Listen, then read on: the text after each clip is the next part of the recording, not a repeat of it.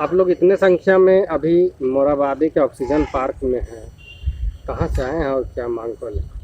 हम लोग झारखंड प्रशिक्षित अमीन एसोसिएशन के सारे साथी यहाँ पे आज, जैसा कि पूर्व सूचना दिया गया था हम लोग ग्रुप में दिए थे, उसके बिहाफ में हम लोग सारे लोग आज एकत्र हुए हैं झारखंड रांची के ऑक्सीजन पार्क के परिसर में। और हम लोग झारखंड में अमीन की अस्थाई बहाली को लेके प्रयासरत हैं और पिछले 2-3 वर्षों से हम लोगों का ये मांग रहा है झारखंड सरकार से कि झारखंड में जो रिक्त पद हैं अमीन की, उसको अमीन प्रशिक्षित अमीन के द्वारा भरा जाए और राज्य में हो रहे भूमि विवाद एवं राज्य में जो हत्याएं भूमि को लेकर के हो रही है, भूमि विवाद को लेकर के आए दिन रोज पेपर में रंगा रहता है भूमि विवाद से, उन सभी को सॉर्ट आउट करने को लेकर हमारा मांग है कि अमीन की अस्थाई बहाली हो, जिससे एक समुचित निदान हो सके।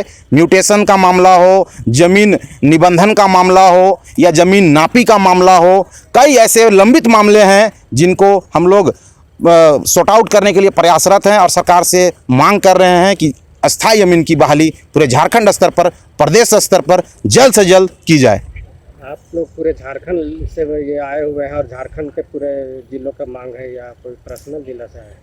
इसमें झारखंड में सभी जिलों से, सभी प्रमंडलों से, प्रखंडों से, सभी जगह से लगभग अमीन यहाँ पे प्रशिक्षित अमीन हैं और हमारे साथ जुड़े हुए हैं, हमारे ग्रुप में और हमारे मीडिया के साथ जुड़े हुए हैं, सभी लोग हैं। और सबका एक स्वर में मांग है कि झारखंड में प्रशिक्षित अमीन जो हैं बेरोजगार बैठे हुए हैं, प्रशिक्षण लेके 15-20 हज़ार की जो पैसा लगा के गरीब तबके के लोग, आदिवासी मूलवासी तबके के लोग, उनको नियोजित करे सरकार और जल्द से जल्द उनकी मांगे पूरी करें। कितने संख्या में आप लोग हैं पूरे झारखंड? पूरे झारखंड में कम से कम 2,500 से 3,000 प्रशिक्षित अमीन हैं जो हमारे संपर्क में जुड़े हुए हैं।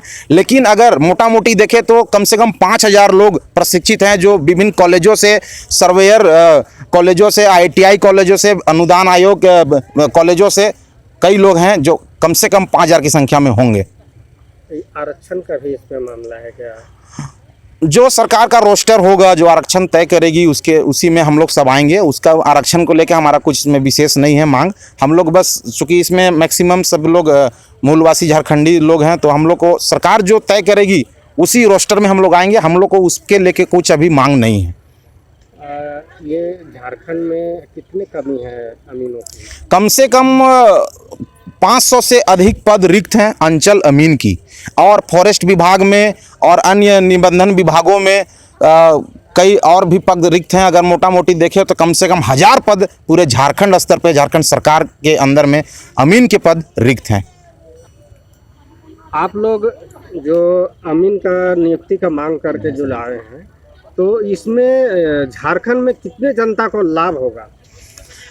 हम लोग आज झारखंड प्रशिक्षित अमीन एसोसिएशन के लोग यहाँ पर सिर्फ अपने लिए नहीं, एक जिला के लिए नहीं, पूरे झारखंड में कम से कम 3.25 करोड़ जनता को सीधे तौर पर लाभ होगा। क्योंकि आप लोग आए दिन मीडिया के माध्यम से, प्रिंट मीडिया के माध्यम से आप लोग देखते होंगे कि किसी भूमि का विवाद है, किसी भूमि का 1 फीट भूमि का भी विवाद अगर है तो अमीन को बुलाया जाता है, जो कि अमीन के कमी होने के कारण महीना भर तक मामला निलंबित रह जाता है, जिसके कारण मामला ऐसा आता है, विवाद बढ़ते बढ़ते वो हत्या का रूप ले लेता है, कि इसलिए कि एक छोटे से ज़मीन का टुकड़ा के लिए किसी की जान चली जाती है।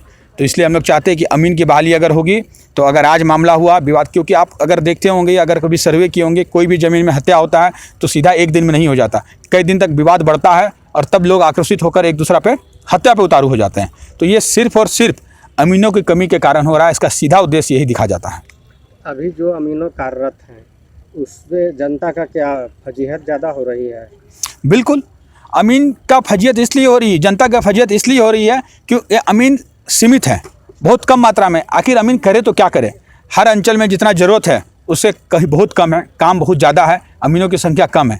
एक अमीन कहाँ करे? एक बार आप आवेदन करते हैं ज़मीन नापी के लिए, महीनों भर समय लग जाता है। अगर विवाद बढ़ता है तो महीना भर तक लगातार विवाद बढ़ते जाता है। क्यों? क्योंकि अमीन नहीं आते हैं। और लोग यहाँ पे, सरकार क्या कर रही है कि संविदा पे बहाली निकाल रही है बार बार।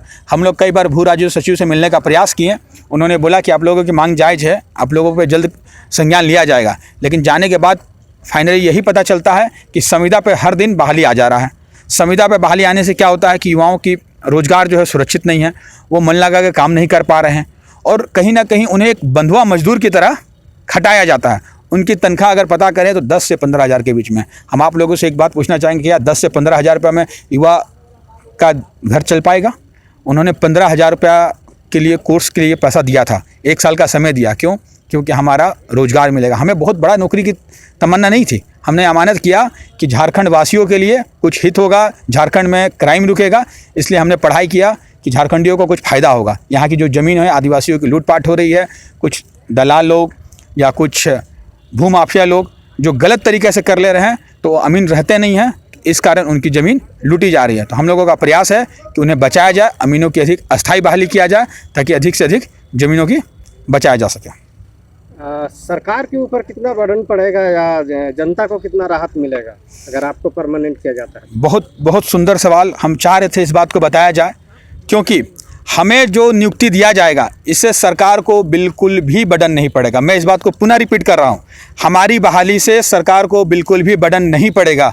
मैं इसका जवाब इसलिए बोलना चाह रहा हूँ क्योंकि अगर ज़मीन की नापी के लिए आप आवेदन करते हैं तो मिनिमम 1000 रुपया का रसीद कटता है। अगर आप ब्लॉक में नापी के लिए आवेदन देते हैं तो आपको 1000 रुपये मिनिमम लगेगा, उससे अधिक भी लग सकता है।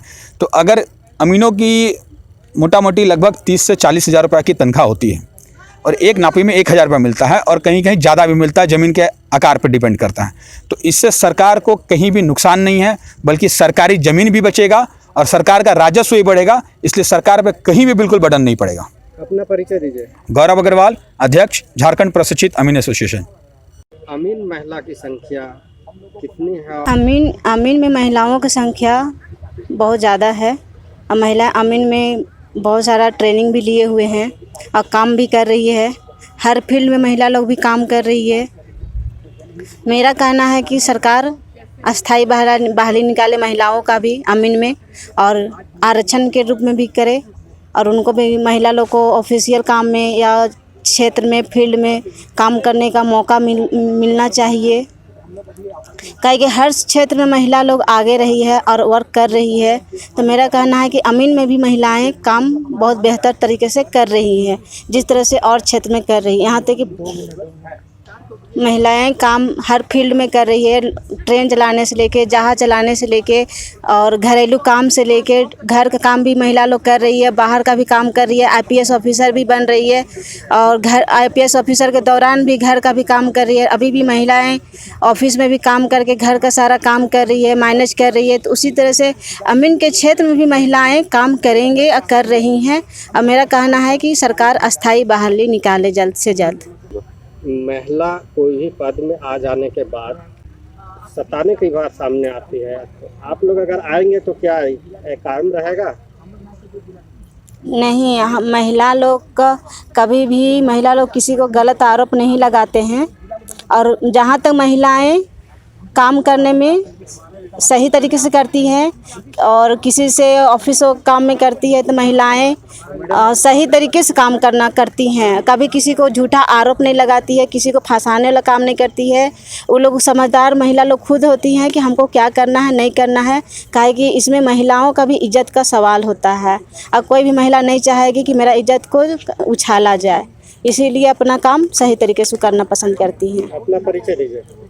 रेखा कुमारी, अमीन एसोसिएशन का जिला अध्यक्ष रांची।